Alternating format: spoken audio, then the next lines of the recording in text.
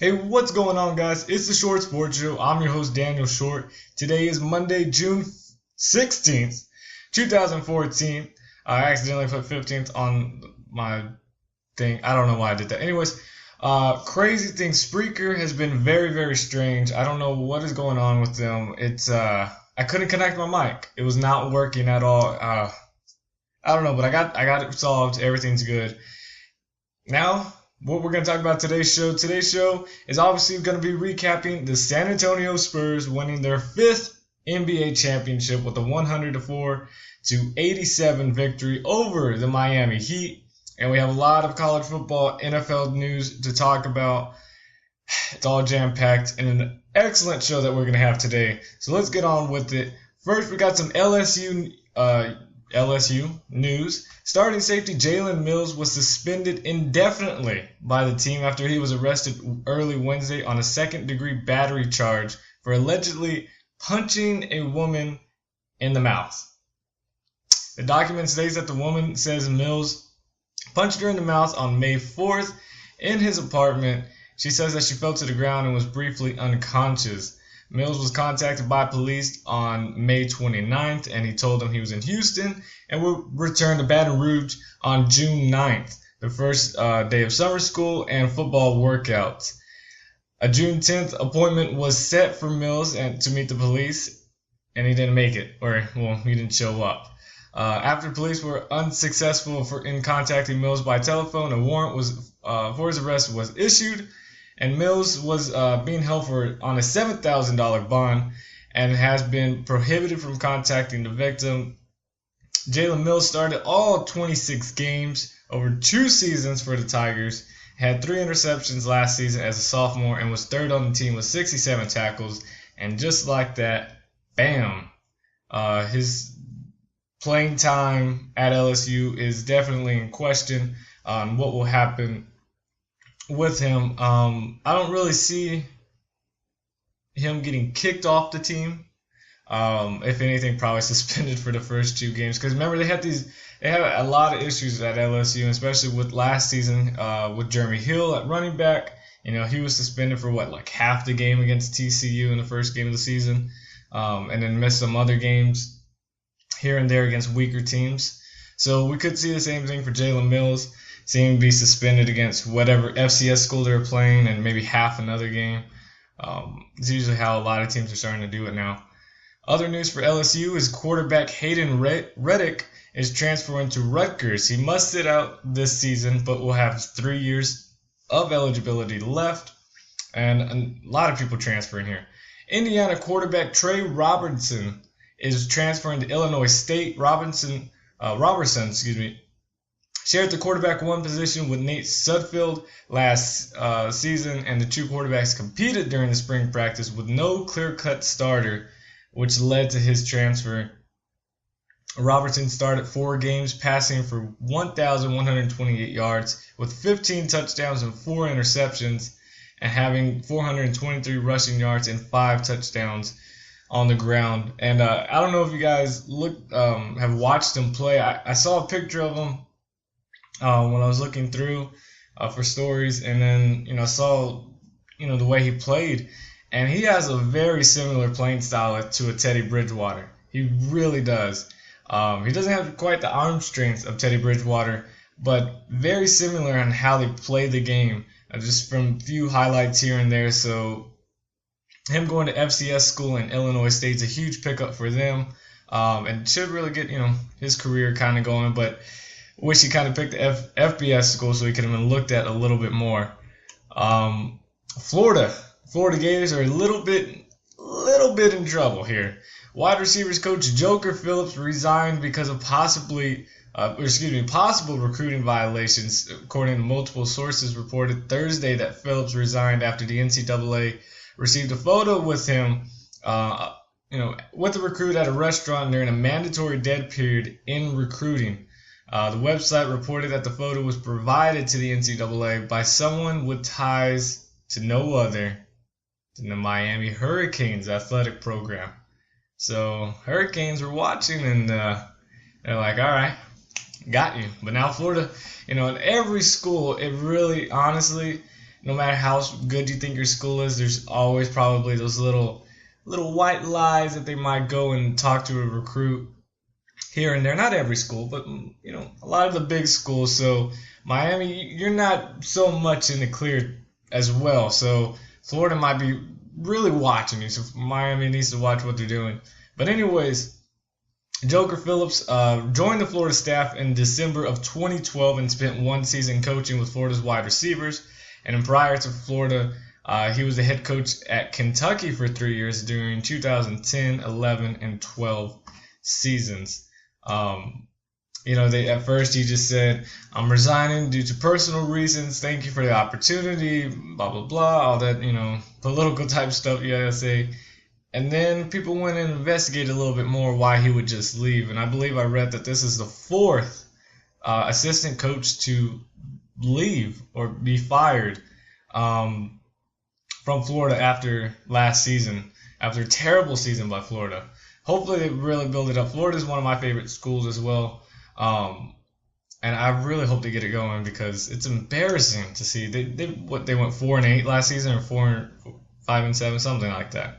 Other news: University of Louisiana Lafayette football coach Mark Hudspeth has agreed to a 6-year extension. ULL athletic director Scott Farmer announced the deal on Friday, saying Hudspeth will earn a base salary of $950,000 plus incentives. Hudspeth has coached the Cajuns to 3 straight 9-4 seasons, all ending in bowl victories and winning the Sun Belt Conference Championship last season. Whatever Louisiana Lafayette is doing in almost every sport, in every sport is crazy. Everybody, you must go check out their program. And the reason I'm saying this because football, as I just told you, 3 straight seasons, 9-4, all ending in bowl victories. Not the best, but for them, that's huge. This is basically, we look at it, very small school, especially being in the Sun Belt Conference. Then their baseball program, being nationally ranked, almost made it to the College World Series, which I don't know if you guys are watching. I'm watching. TCU, awesome. Anyways, they're having an awesome baseball program. They have more wins than any team in college baseball this season. I believe they're like 56 and like 11 or something like that. Then they also, softball was ranked nationally, and they made it pretty far. So whatever Louisiana Lafayette program is doing, a lot of programs, especially the smaller schools trying to build up, they need to see how Louisiana Lafayette is working and just do whatever they're doing. Just copycat that, because when you have football, baseball, softball, I don't know really anything about their basketball, but I'm sure it's not that bad either. You got all those sports doing very, very well. Hey, not only are you going to get a good paycheck, you might be working with something special here. So Louisiana Lafayette, awesome. That's just amazing. Sad story here. The Big 12 expansion, not going to happen. According to Kansas State's John Curry and West Virginia's Oliver Luck, the father of Andrew Luck, both said the Big 12 has not had any expansion discussions, nor is it interested in doing so. Quote, "Expansion is one of the things we are not talking about," Luck said, and then Curry went on to say, "We see how strong our productive our league is with 10 members, and we're going to keep it that way, basically." BYU head coach Bronco Mendenhall told the Austin American-Statesman last week or 2 weeks ago that the Cougars would love to be in the Big 12. I would love to be a member of that conference. I think it would make a lot of sense. But, still, apparently, I guess K-State's John Curry, not West Virginia's Oliver Luck, I guess they run the show and speak for everybody in the Big 12 because it's still a no-go. One reason is the conference plays every league football game in its 9-game conference schedule and has an 18-game home-and-home basketball league schedule. Quote, "The conference schedule is absolutely great. Our tagline is one true champion," Luck said. Also saying there are, quote, "no available teams." That schools from non-Power 5 leagues that would add value to the Big 12's per-school revenue.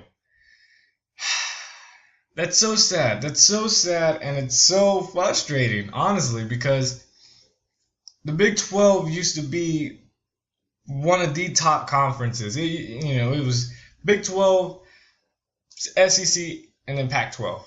Now it's SEC, Pac 12, Big 12. And I guess you can even make a case for ACC now being above the Big 12. And, you know, if I ran the show, if I was a Big 12 commissioner for obviously for the Big 12, I would invite BYU. I said this last week in my show. Add BYU, Houston, SMU. See if you could go after Miami. Try to get that Florida, that East Coast over there. Because Miami being the ACC, I'm sure they would love to join the Big 12, be playing against Texas, Oklahoma, big schools like that. Huge recruiting because Florida gets to, Miami gets to recruit Texas schools even more, and also vice versa. Texas schools and Oklahoma, they can recruit recruit Florida a lot better. At them, maybe even Clemson, throw them in there, just absolutely take away the ACC. Heck, even Florida State. Florida State's already played Oklahoma home and home series for multiple past 5 years now. So Big 12, you're stupid. You're stupid right now. They keep it at 10 members. You might as well just switch your name to Big 10 because the Big 10 right now has 14 members. I don't know what else to say. I just think Big 12 not expanding is the stupidest idea in college football right now. There's a lot of stupid ideas, but this is one of the big ones. We are not in Kansas anymore. Well, at least 3 players. Quarterback Jake Heaps, wide receiver Andrew Terzley. I can't really roll my tongue too well. And running back Darian Miller have all left the program for Kansas. They are no longer Jayhawks. Jake Heaps is going to Miami, while the other players have yet to announce their plans. I feel like Darian Miller was really good running back. Yeah, I think he was. I think he went 20. He wore 20 or 28. I might be wrong on both, but anyways, he played against TCU. He's pretty good. But Jake Heaps, this is his 3rd go around now. He 5-star recruit, went to BYU, lost the starting job, transferred to Kansas now, lost the starting job to a freshman. And now going to Miami where it's all quarterbacks that have no names. So pretty crazy. But Darian Miller, hopefully he goes somewhere. I think they said about Darian Miller that he was having quote conflicts of interest with the head coach. So he was like, all right, I'm leaving. And the other wide receiver, Andrew Terzley, is just transferring somewhere else. Former Georgia safety Trey Matthews, who was dismissed from the team earlier this month, will transfer to Auburn Tigers. He will have to sit out this upcoming season before being eligible to play for the Tigers in 2015. Matthews considered both Auburn and Louisville before making his final decision. And last season, as a freshman for Georgia, he started 6 games, finished with 36 tackles, 1 interception, and 1 forced fumble. He's supposed to be a big playmaker in the backfield, defensive backfield, and it's a huge pickup for Auburn. But again, he will have to sit out this season, but will be good to go for the 2015 year for the Auburn Tigers. Huge pickup for Auburn, and huge loss for Georgia. But they kind of had to because all the trouble issues. But that's it for college football. A lot more than we usually have had for a long time. I'm so happy. I love college football. And what is it, like 80-something more days till college football? We're going to start doing a countdown pretty soon. I should have done it for the show. We did a countdown for the NFL draft. We're doing it for NFL season, and also for college football season. Let's move on. For NFL news, New York Giants got hit with the injury bug. Middle linebacker John Beeson injured his right foot during Thursday's OTAs, suffering a ligament tear and a small fracture in his right foot. He played in all 12 games last year after the Giants acquired him in a trade in early October with the Panthers, and was second on the team with 93 tackles. It was late in the season. He still came on the team and still dominated, which John Beeson, a lot of people forget, he's a top linebacker. The Giants re-signed three-time Pro Bowler John Beeson to a 3-year, $16.8 million contract in March, and now this. But it's not the first time Beeson has had injuries, had the injury bug on him. He played in just one game in 2011 with the Carolina Panthers because of a torn Achilles tendon, and then played in just 4 games in 2012 before undergoing microfracture surgery on his knee. This injury, though, that he suffered on Thursday could take 12 weeks to recover. So his status for the opening game on September 8th in Detroit is up in the air, and that would be a huge loss for the Giants if they can't have him by 100%. Then he's obviously their leader, basically. I mean, 93 tackles, second on the team, but you were there late in the season. Imagine what you could produce this season being healthy. So we'll have to see, but bad news for New York Giants. Vikings quarterback Christian Ponder finally acknowledged that he kind of sucks, saying, quote, "I'll get the opportunities through training camp and preseason to try to earn a spot.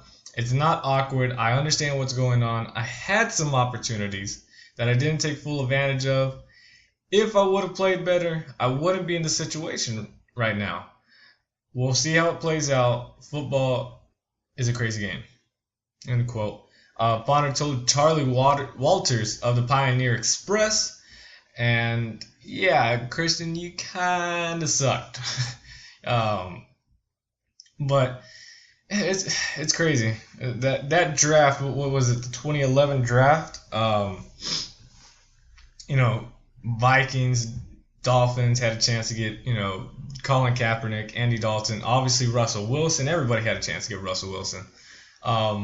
And you get all these Ryan Tannehills, Christian Ponders, and you're just like scratching your head, and Brandon Whedon's, and you're like, why didn't we get this other guy, that are having success, playoffs, and all this other things? It's incredible. Christian Ponder, I feel like, is the odd man out here. I mean, Teddy Bridgewater, Matt Castle. I still have a little bit of faith in Matt Castle, honestly. I really, really do. Mainly because of that huge season that he had when Tom Brady went down in, 2008. Stepping in, no one's ever heard of him. I don't really remember if he was supposed to be the successor of Tom Brady, but anyways, he stepped in, led them to 11-5 season. I don't think they made the playoffs, but if they did, they lost in the first round. But still, did really good, and then went to Kansas City, and pretty up and down, mostly down for him. And now with the Vikings, Matt Castle's their number one quarterback right now. Then right now it's a tie with Christian Ponder and Teddy Bridgewater being second. And only because of that, it's only tied because Teddy Bridgewater is a rookie. And, they don't want to get him killed out there, have him, not do his job, failing because he doesn't understand the game all the way just yet. I don't know. I'm just saying, I have a little bit of faith in Matt Castle. Any Vikings fans out there, don't panic. I think you're going to be all right. The Atlanta Falcons will be featured on HBO's Hard Knocks during training camp. The team announced Thursday as owner Arthur Blank said, quote, "We are excited about the opportunity to give our fans a behind-the-scenes look at what it takes to prepare an NFL team for the rigors of a 16-game regular season and beyond.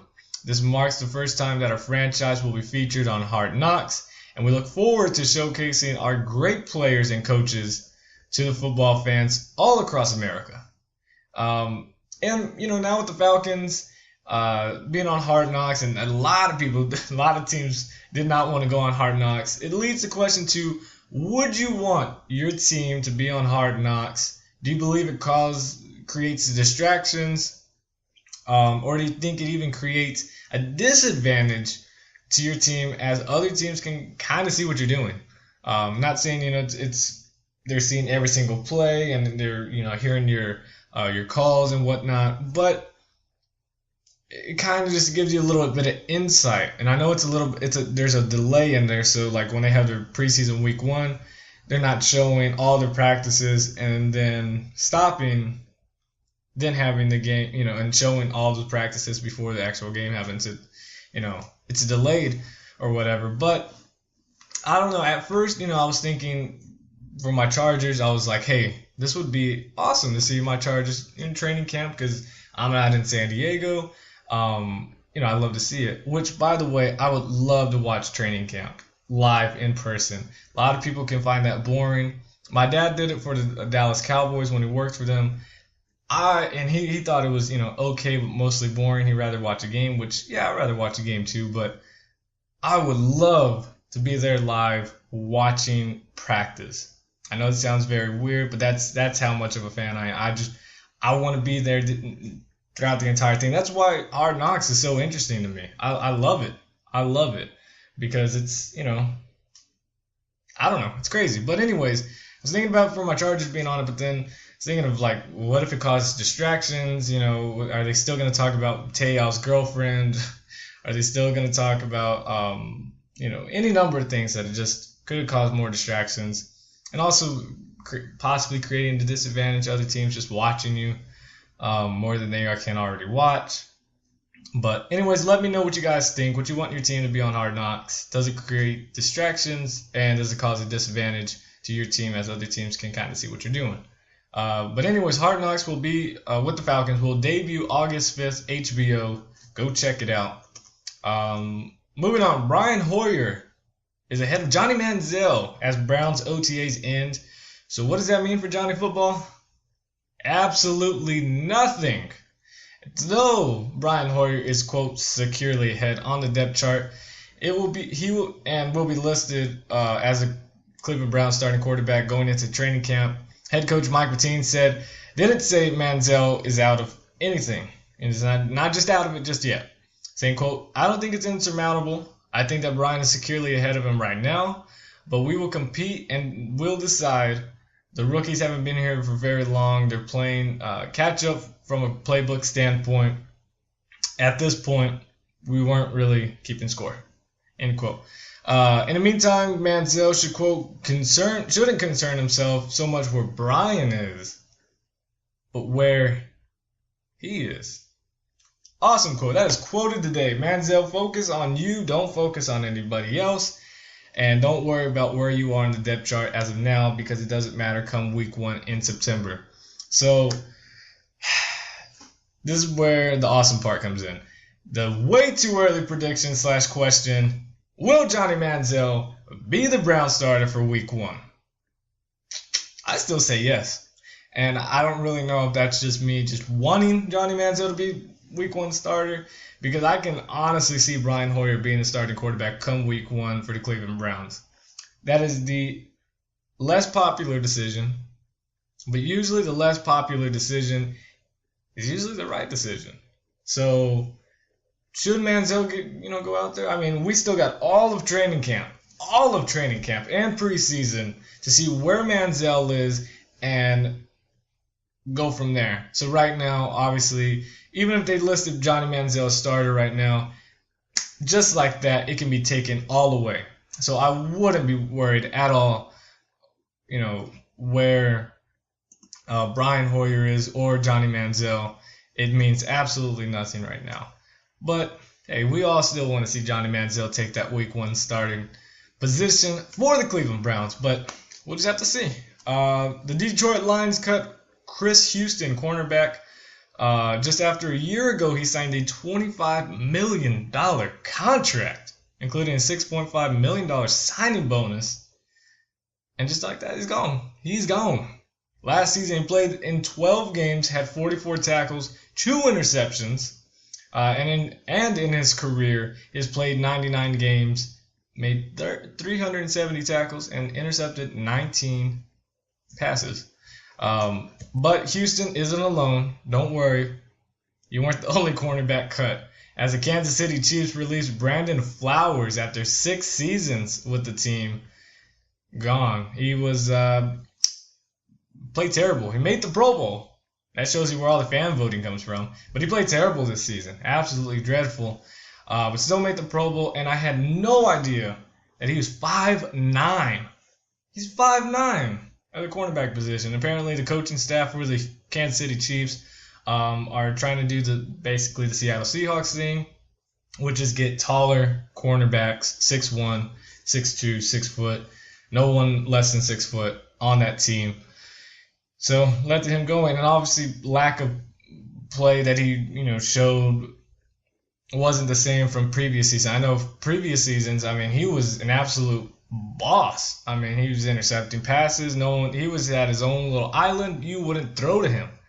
And last season he was picked on and was eventually benched by a rookie later in the seasons. But it's okay for Flowers, as the Atlanta Falcons have already expressed interest in Brandon Flowers, while Chris Houston is kind of on his own. Moving on, Texans defensive end J.J. Watt has a hyperextended knee. The injury occurred on Thursday's OTA session, and Watt did not practice Friday.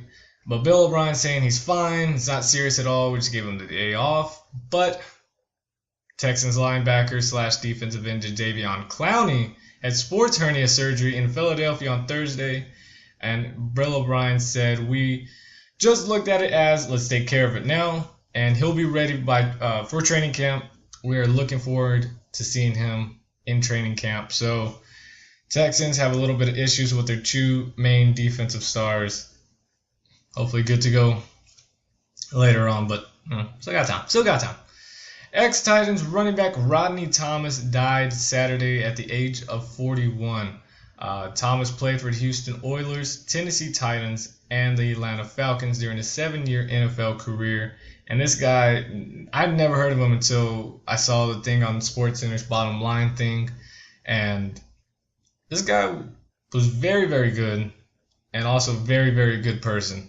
The Oilers selected the Texas A&M running back in the 3rd round of the 1995 draft, and he ran for 947 yards and 5 touchdowns during his rookie season.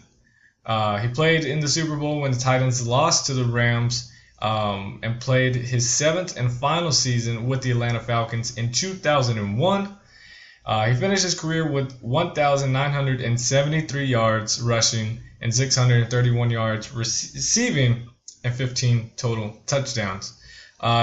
Here's the best part. Thomas led, and to me mainly because it's Texas high school and stuff. Thomas led his high school football team to back-to-back state championships in 1989 and 1990.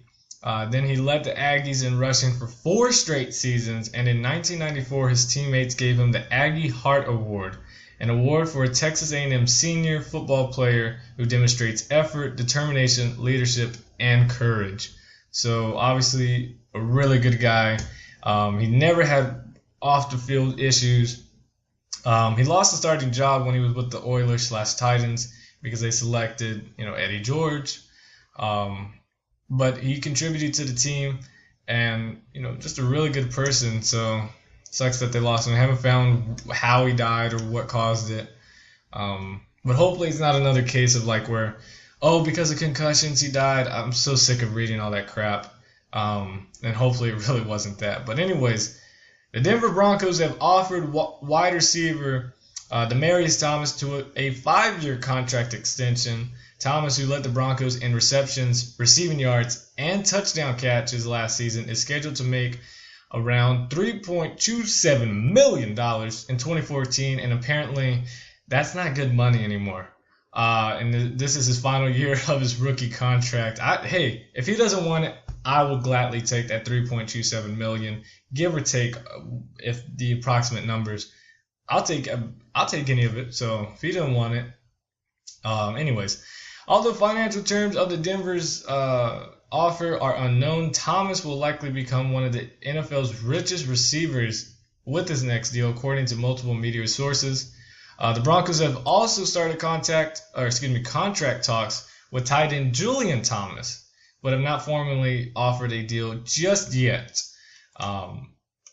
So obviously they're going to need to keep both of those, as they have playmaking ability and just huge targets for a guy named Peyton Manning.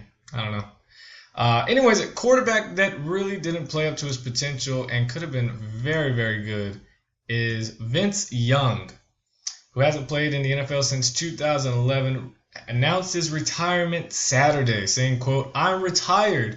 Young told KXAN in Austin, Texas, unless we get a great opportunity, something guaranteed, I've already started moving forward. It's definitely official, I think, in my book. Young, who didn't play in the NFL this past season after being cut by the Packers in preseason, participated, I love that word, he participated in the Browns' 3-day mini camp before signing with the team May 1st. Oh, I'm sorry. Oh, God, this is such a troll move. The team now signed veteran quarterback Tyler Thigpen on the same day and released the 31-year-old 4 days after drafting Johnny Football Manziel. The sad part and the funny part at the same time is they kept Tyler Thigpen instead of Vince Young. That is that's disrespectful. Oh, man, that's so disrespectful. And that's just wrong in every way. Honestly, even if Vince Young's not that good anymore, I would have kept Vince Young over Tyler Thigpen just because of, I guess the name and stuff. But anyways, the number 3 overall pick in 2006 by the Tennessee Titans, Young earned Rookie of the Year honors and made the Pro Bowl in 2006 and in 2009 while starting for the Titans, but was released in 2011 after having crazy issues with Jeff Fisher. And one thing I didn't like about Vince Young is, and it's mainly because of the ownership and the management, front office management with the Titans, he replaced Steve McNair, my favorite quarterback of all time.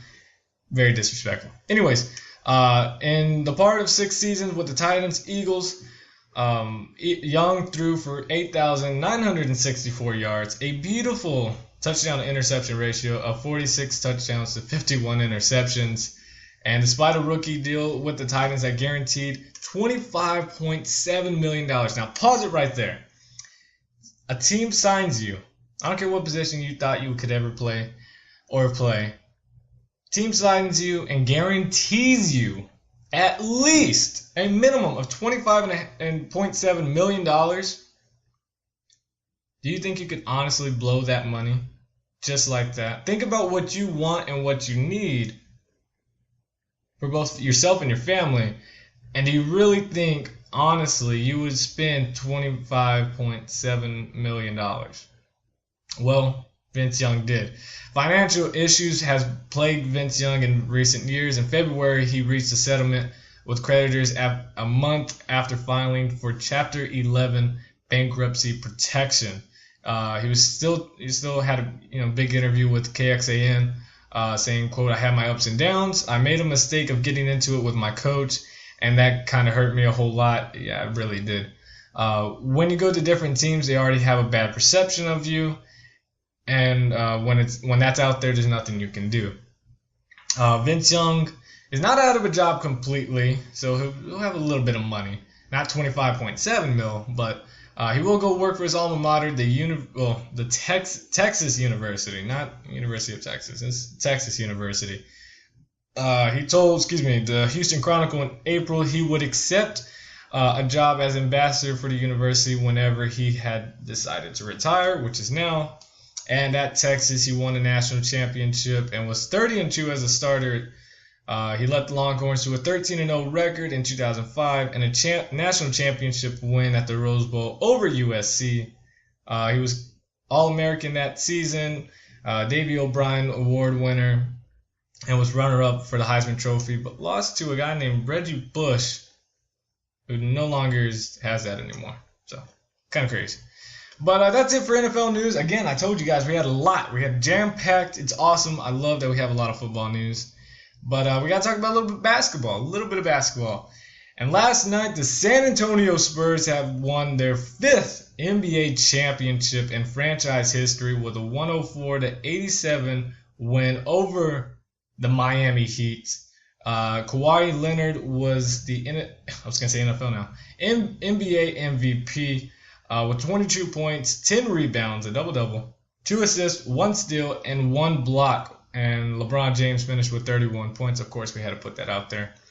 And Miami looked like they had something going, with Chris Bosh coming out and saying, "We are not going to lose this game. We're not going down. This game 5 is ours."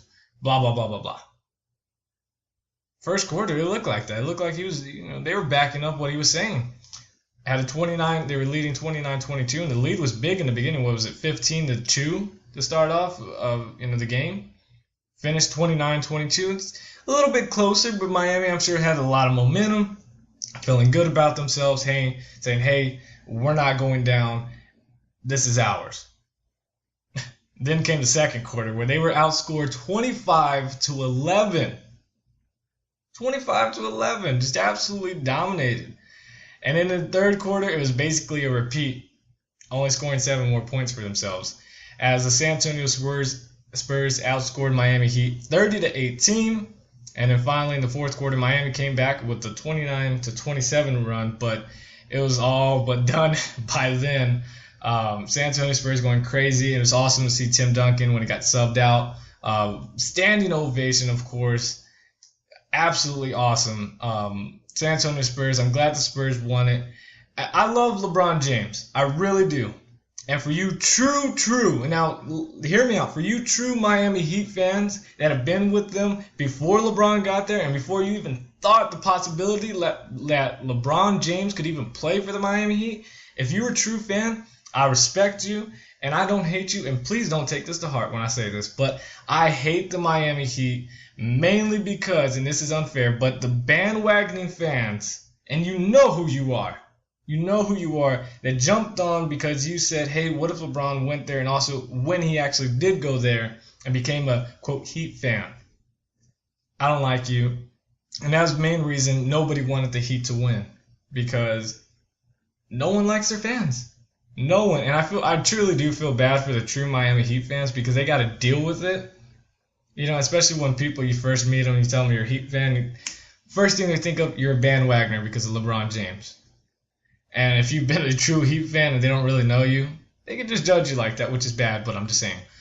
So I truly feel bad for the true Miami Heat fans. But this isn't about the Heat anymore. It's about the San Antonio Spurs getting the victory. And I saw a funny picture saying that the Miami Heat did three-peat. They didn't really three-peat the NBA championship when they 3 straight losses, got swept at home, and then losing the final game 5. And I said on my show that this would not go 5 games no matter who wins. It would not be a 5-game series. Shows how much I know about basketball, because the San Antonio Spurs absolutely dominated, weren't scared of Miami Heat, took them all the way, won both games on the road, dominating the game 3, and then dominating this game. San Antonio Spurs were a team of destiny this year, and it's incredible if you think about it. The Spurs could actually probably have 7 to 8 championships. Honestly, you look back 2010, they could have won it. 2011, they could have won it. 2012, they could have three-peated. And obviously, last season, not 2012, I guess, because they lost to the Thunder. That was terrible. Last season, they could have 7 to 8 championships like that. I'm not trying to play the woulda, coulda, shoulda game, but I'm just saying. Spurs have been team of destiny, decade teams, just incredible. And it finally caps off. But leads to the question, do you see Tim Duncan retiring? Do you think Popovich calls it quits along with Duncan? Does Ginobili stay anymore? I think Parker will stay another year. But is this it? Do they want to go out and end on a good note? Saying we won, we beat the team, we got revenge, we got our 5th NBA championship. I don't know, but awesome. Congratulations to the San Antonio Spurs and the Spurs fans, 5th NBA championship. But I do want to put something, because I am going to talk about my LA Lakers, and I hope LeBron James and Carmelo Anthony opt out, come on over to LA, team up with Kobe, and let's win another championship in LA. Bring another championship. Hashtag King. Bring the King to LA. King James to LA. Kobe returns. 14. Black Mamba. Oh, man. I can only hope, right? I can only hope. I'm a Lakers fan, so I'm not no bandwagon saying that LeBron's going to come over there. So don't even bring that crap up. But I'm just saying, Lakers, we'll be back next year. We'll be back. But anyways, guys, that's it for today's show. please don't hate on me too much about my Lakers. I'm not trying to take anything away from Spurs. Awesome. Oh, I'm glad I just brought that up again. Whenever the Spurs have their championship, I'm actually going to go look it up. Their championship celebration on the Riverwalk in San Antonio. If you are there, if you were in that area, if you live in San Antonio, I will be there at the celebration at the Riverwalk. I'm going to be there with my cousins, my girl. We're all going. We're going to go out and celebrate. Even though I'm not a Spurs fan, I'm going to wear my shirt so y'all stand out. It's a white t-shirt, show logo, can't miss it. I'm going to be passing out business cards.